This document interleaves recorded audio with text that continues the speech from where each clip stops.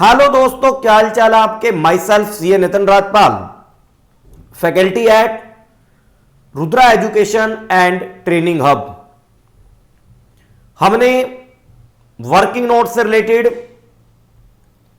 To the point एक video बनाई थी। उसके ऊपर इंस्टीट्यूट ने क्लैरिफिकेशन दी। उसके लिए हम इंस्टीट्यूट का धन्यवाद करना चाहते हैं। हम इस कठिन परिस्थितियों में आपके भी साथ हैं। अब जब हमने वर्किंग नोट क्लैरिफिकेशन की एक वीडियो बनाई और बच्चों को बोला कि इसके बाद अगर आपके कोई डाउट्स हैं तो प्लीज आप कमेंट में लिख देना, तो मैंने जब उन कमेंट को देखा और दोबारा से क्लैरिफिकेशन और प्रीवियस जो एरर थी, जब दोनों को मैंने चेक किया तो मुझे लगा कि स्टूडेंट की जो ये डिमांड है अगेन जेन्युइन है, क्योंकि इसके अंदर थोड़ी सी स्टूडेंट के बीच कंफ्यूजन आ रही है कि फाइनल आंसर लिखना है और उतने से ही आपको मार्क्स मिल जाएंगे, या रफ शीट या आंसर शीट या एट द केस में भी जो भी इंस्टीट्यूट ने दो दो तीन तीन नाम दे रखे हैं उस पे अगर वर्किंग नोट करनी है तो केवल फाइनल आंसर एक बार निकल जाए, आधी अधूरी वर्किंग कर दे चल जाए, ऐसे बच्चे क्वेश्चन पूछ रहे हैं, या एक पूरा प्रेजेंटेशन के साथ वर्किंग करनी है, format debit credit ledger this each and every presentation के साथ करना है और फाइनल आंसर तक पहुंचना है, और देन फिर फाइनल आंसर ऑनलाइन पोर्टल में लिखना है। फिर स्टेप वाइज मार्किंग का क्या होगा क्या नहीं होगा, ये मोस्ट ऑफ द स्टूडेंट का कमेंट में मुझे देखने को मिला, क्योंकि कमेंट तो बहुत सारे हैं, लेकिन जब मैंने सभी कमेंटों को देखा तो मुझे यह बात स्टूडेंट की रेलेवेंट लगी कि एग्जाम में जाने से पहले उनको यह क्लैरिटी होनी चाहिए कि ये जो ऑनलाइन ऑफलाइन का मर्जर हुआ है, इस मर्जर को बच्चों को कैसे हैंडल करना है। इस मर्जर को जो लास्ट एक महीने में मर्जर कर दिया उसे कैसे हैंडल करना है। अब मेरी बात सुन लो स्टूडेंट, यहां से ध्यान से। अभी तक मैंने जितनी भी कंफ्यूजन थी सारी डिस्कस करी। अब मैं बात करूंगा मेरे अकॉर्डिंग सॉल्यूशन की। देखो, मैं डे वन से आपकी बात कर रहा हूं और आप तक अपनी बातें पहुंचा रहा हूं, आपके सॉल्यूशन तक। अब मैं बात करूंगा सॉल्यूशन की। मेरी बात ध्यान से सुनना बच्चों, और यह सॉल्यूशन मैं आपको इस तरीके से प्रोवाइड कर रहा हूं कि अगर मैं स्टूडेंट होता, मेरे इस समय एग्जाम होते, तो मैं उस सिचुएशन में क्या करता, इस तरह की गाइडेंस आपको प्रोवाइड कर रहा हूं। अब मैं फिर एक लाइन और बोल के अपना आगे का काम स्टार्ट करूंगा। यह कंफ्यूजन इंस्टीट्यूट की लैंग्वेज जो क्लैरिफिकेशन उससे क्रिएट हुई है, और जो बच्चों के डाउट्स आ रहे हैं, सॉल्यूशन ये मेरा अपना है। हम इंस्टीट्यूट से रिक्वेस्ट करेंगे अगर कोई सॉल्यूशन दे तो, आप बड़े लोग हैं, स्टूडेंट के ऊपर कमेंट जो एक न्यू प्रॉब्लम है उसके ऊपर आप सॉल्यूशन दे तो बहुत ही अच्छी बात होगी, अगर ये भी अगर कोई क्लैरिफिकेशन आ जाए तो। लेकिन मैं आपको दोस्तों बताता हूं कि एज ए स्टूडेंट मैं क्या करता ऐसी सिचुएशन में। आप मेरी बात ध्यान से सुने और विद फैक्ट बात करेंगे। ध्यान से एक एक चीज आप मेरे साथ लास्ट तक वीडियो में बने रहेंगे दोस्तों। आइए, बेसिकली जो क्लैरिफिकेशन आई है वो पोर्टल में गिवन इंस्ट्रक्शन में आई है, नंबर 1।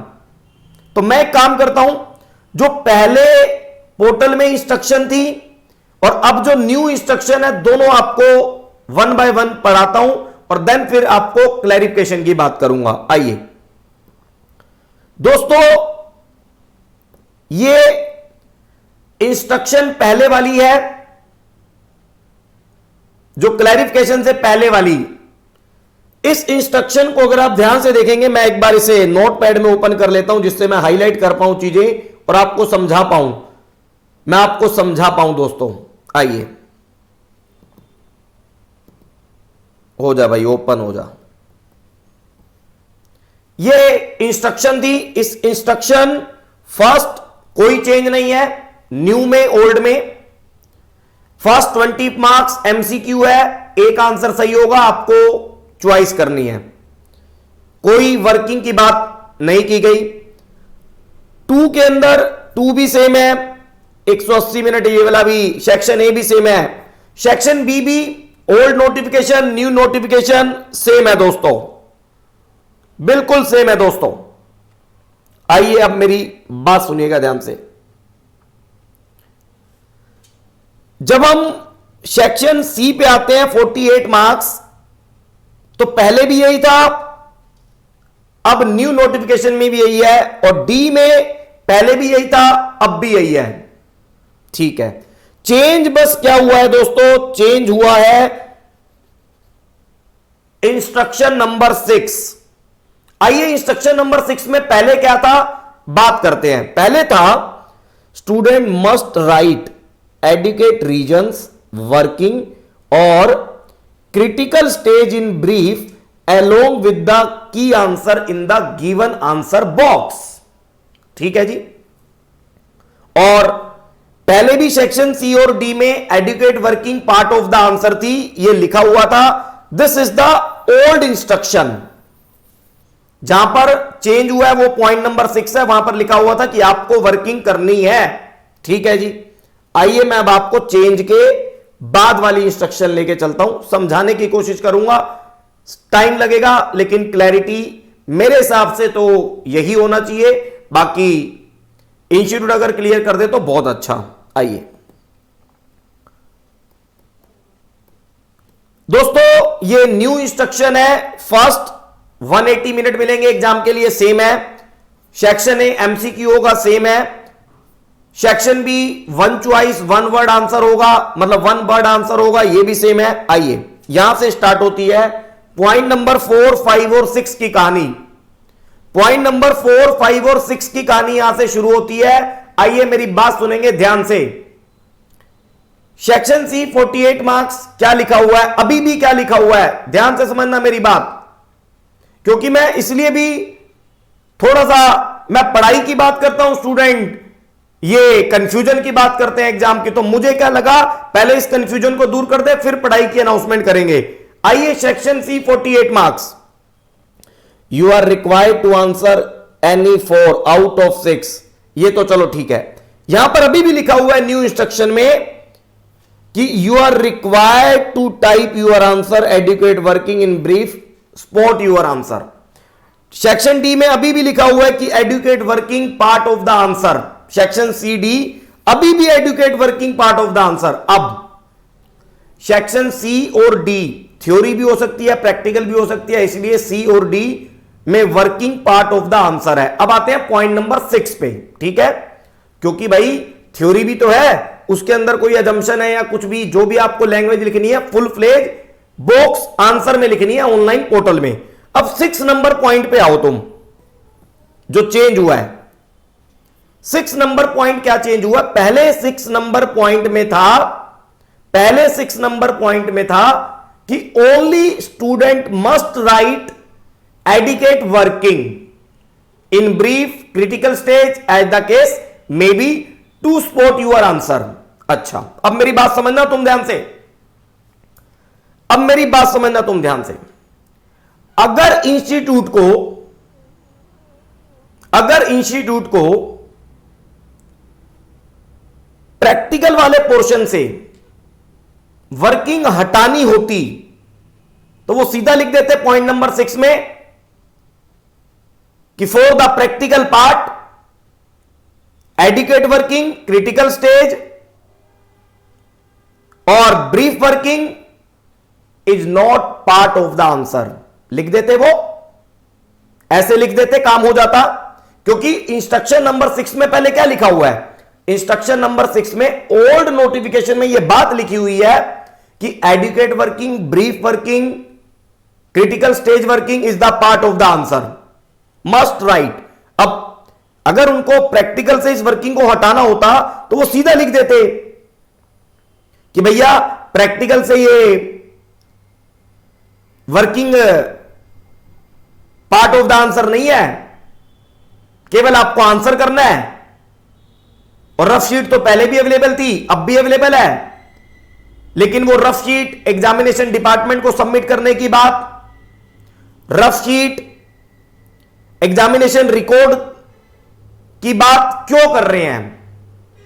तो दोस्तों, इस क्लैरिफिकेशन से मुझे जो समझ आ रहा है, एज ए मैं स्टूडेंट क्या करूंगा एग्जाम वाले दिन, मैं आपको बता दूं। 6 नंबर में साफ साफ लिखा हुआ है भाई, फाइनल आंसर आंसर बॉक्स में लिख। नो डाउट कंफ्यूजन है, नो डाउट यहां पर कंफ्यूजन है, तभी इतने सारे स्टूडेंट क्वेश्चन रेज कर रहे हैं। लेकिन मैं एज ए स्टूडेंट होता तो क्या आपको आंसर देता? इंस्टीट्यूट की तरफ से अगर कोई क्लैरिफिकेशन हो तो वही क्लैरिफिकेशन फाइनल होगी। लेकिन मैं आपको बता रहा हूं कि आपको इस सिचुएशन में क्या करना है। ध्यान से मेरी बात सुन ले, क्योंकि ये जो शीट है वो एग्जामिनेशन रिकॉर्ड का पार्ट है, एंड एग्जामिनर प्रोटेक्टर को सबमिट भी करनी है।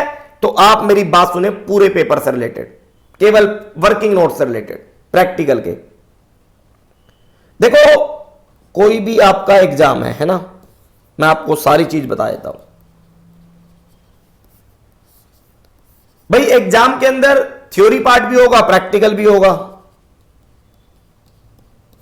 प्रैक्टिकल भी होगा, थ्योरी पार्ट भी होगा, प्रैक्टिकल भी होगा। अब ये जो थ्योरी पार्ट है, तो आपको जो आंसर है only given in online portal,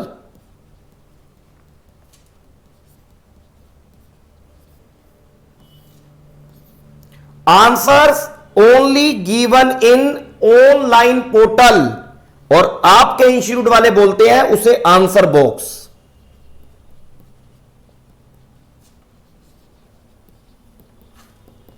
आपके इंस्टीट्यूट वाले इस वर्ड को बोलते हैं answer box. Answer only given in online portal, और इसे आपके इंस्टीट्यूट वाले बोलते हैं आंसर बॉक्स। ठीक है, तो थ्योरी की टेंशन तो मैंने आपको बता दी, इसके लिए कोई रफ शीट वर्किंग शीट का टेंशन ही नहीं है।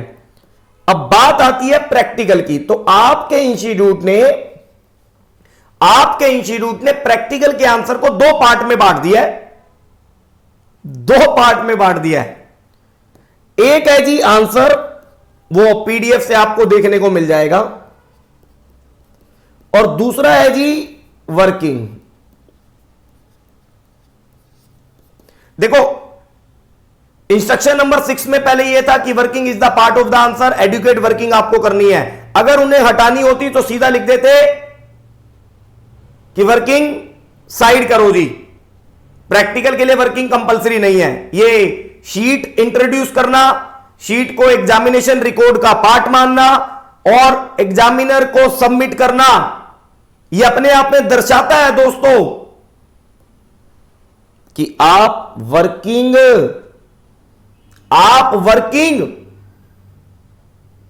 प्रॉपर, मेरा तो यह मानना है भाई प्रॉपर वे में। ऑन रफ शीट मैं नहीं बोलूंगा, ऑन आंसर शीट ही बोल लूं, ऑन शीट ही बोल देता हूं यार मैं। ऑन शीट जो आपको फिजिकल, फिजिकल लिख देता हूं।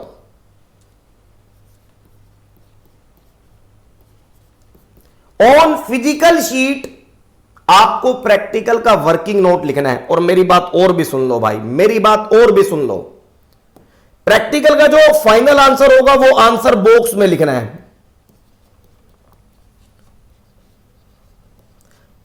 Answer box in online portal, ठीक है। और वर्किंग प्रॉपर वे में फिजिकल शीट पे करनी है। और मेरा मानना है, एक काम और सुन लो, फाइनल के अंदर बिजनेस वैल्यूएशन और एसएफएम में अजम्पशन कि भैया थोड़ी सी अजम्पशन लेने से इन्वेस्टमेंट ट्रेडिंग है, ऑपरेटिंग है, नॉन ऑपरेटिंग है, अजम्पशन लिखने से आंसर चेंज हो जाता है। तो मेरा एक एज ए स्टूडेंट मैं क्या करता, फाइनल आंसर ऑनलाइन पोर्टल में तो लिखता ही लिखता, लेकिन उस आंसर के लिए जो अजम्पशन है ना, मेन अजम्पशन, वो ऑनलाइन पोर्टल में भी लिखता। तो मैं ऑनलाइन पोर्टल के आंसर बॉक्स में अपना फाइनल आंसर भी लिखता प्लस अजम्पशन भी लिखता भाई। वो अजम्पशंस जो मेरे आंसर को सपोर्ट करती हैं, और वर्किंग तो बेटा फिजिकल शीट में मैं लिखूंगा ही लिखूंगा। अब यह वीडियो मुझे क्यों बनाने की जरूरत पड़ी, क्योंकि यहां पे एक कंफ्यूजन है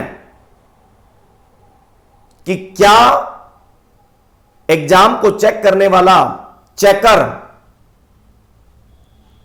पेपर डिजिटली चेक करते समय इस शीट को भी चेक करेगा नहीं करेगा, यह कंफ्यूजन तो है, तभी स्टूडेंट के मन में क्वेश्चन उठ रहे हैं। लेकिन एग्जामिनेशन रिकॉर्ड का पार्ट मेरे को लगता है चेक करना चाहिए, और इंस्टीट्यूट से भी हमारी रिक्वेस्ट है, जो भी करें भैया, इतनी अनसर्टिनिटी में एग्जाम हो रहे हैं, प्लीज स्टूडेंट का ध्यान रखें, स्टूडेंट के फेवर में ही जो करना है आप करें प्लीज, जिससे कि इनके रिजल्ट भी थोड़े अच्छे आ जाएं और मेहनत करने वाले जो स्टूडेंट है वो पास भी हो जाएं। तो मैंने आपको अपना ओपिनियन, अपना व्यू इस रफ शीट, आंसर बॉक्स से रिलेटेड बता दिया। बाकी मैं फिर कह रहा हूं, ये मेरा पर्सनल ओपिनियन है। स्टूडेंट के डाउट आ रहे थे, मैं एज ए स्टूडेंट भाई यही करता, अगर इंस्टीट्यूट की क्लैरिटी इसके ऊपर नहीं आती तो मैं एग्जाम में यही करता। बाकी आप क्या करेंगे, आप अच्छे सभी स्टूडेंट आजकल पढ़े लिखे हैं और आप समझ सकते हैं। मैं आपका दोस्त ये नितिन राजपाल हाथ जोड़ के इंस्टीट्यूट को रिक्वेस्ट करता हूं कि इतना अत्याचार स्टूडेंट पे ना करें, क्योंकि आप खुद कहते हैं कि एग्जाम से 6 मंथ वाली जो अमेंडमेंट है वो एप्लीकेबल नहीं होगी, और लास्ट 1 मंथ में पूरा पैटर्न चेंज, पूरा एग्जाम का मोड चेंज, ऑनलाइन करते करते आपने अपनी नोटिफिकेशन में लिख रखा है ऑनलाइन सेंटर बेस। ये तो ऑनलाइन नहीं है, ये online offline off the merger हो गया ये। स्टूडेंट बस अब मेरी ये दिसंबर 21 के लिए लास्ट वीडियो है, इसके अलावा कोई क्लैरिटी आई तो मैं वीडियो बनाऊंगा, अदरवाइज अपनी पढ़ाई पे बेटा फोकस करो, जो होगा अब सबके साथ होगा। और प्लीज अगर आप चैनल पे नए हैं तो इसको सब्सक्राइब कर लें। मैं एज ए सीएमए फैकल्टी आपको पल पल भर की अपडेट, पल पल भर आपके साथ रहूंगा। लास्ट पॉइंट ऑफ टाइम तक, एग्जामिनेशन सेंटर तक मैं आपको मिलूंगा, दिल्ली के एग्जामिनेशन सेंटर पे। दोस्तों मैं आपका दोस्त ये Nitin Rajpal, tata bye bye.